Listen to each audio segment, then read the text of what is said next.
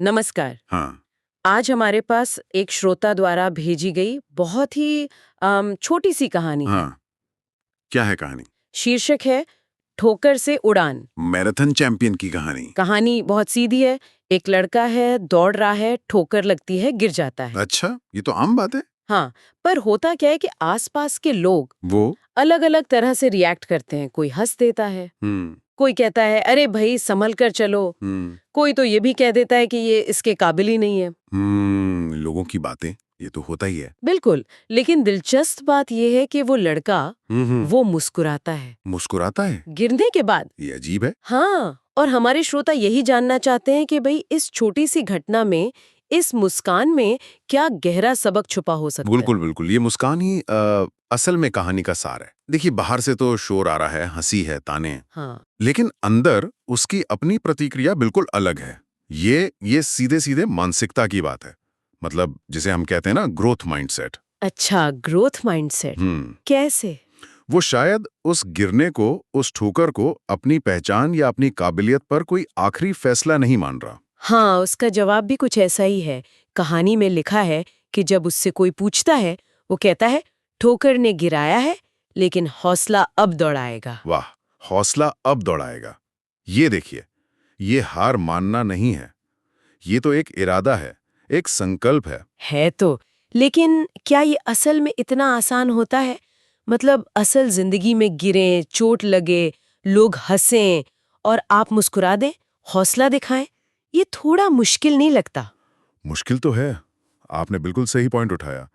कहानी शायद इसे आसानी से दिखाती है, पर असलियत में तो शर्मिंदगी महसूस होना, गुस्सा आना, निराशा होना, ये सब बहुत स्वाभाविक है। तो फिर? लेकिन देखिए, ग्रोथ माइंडसेट का मतलब यही है कि आप असफलता को या किसी चुनौती को अपनी काबिलियत का अंत ना समझें, नहीं, उसे एक एक मौका समझें सीखने का। सीखने का, गिरने से। हाँ, वो लड़का शायद उस ठोकर को एक कह सकते हैं फीडबैक की तरह ले रहा है हाँ, कि शायद और प्रैक्टिस करनी है, हाँ, शायद और ध्यान देना है। अच्छा, ये उससे बिल्कुल अलग है, हाँ, जिसे फिक्स्ड माइंडसेट कहते हैं, जहां इंसान सोचता है बस हाँ, मैं इतना ही कर सकता हूं, गिर गया मतलब मैं इस लायक ही नहीं हूं। समझ रही हूँ।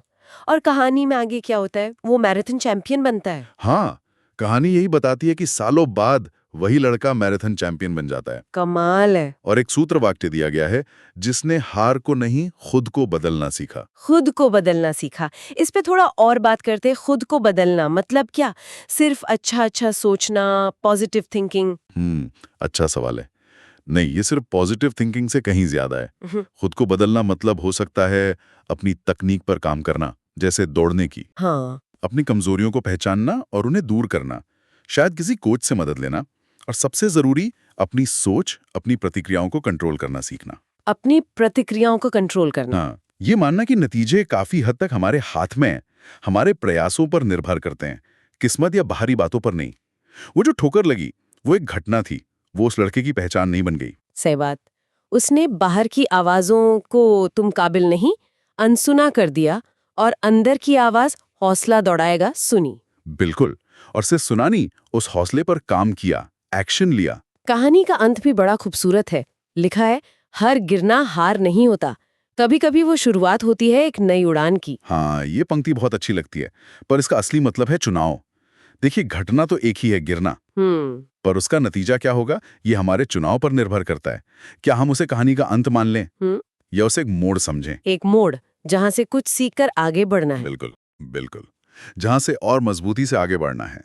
ये कहानी बस यही याद दिलाती है कि किसी असफलता का मतलब क्या होगा, ये दुनिया नहीं, हम तय करते हैं।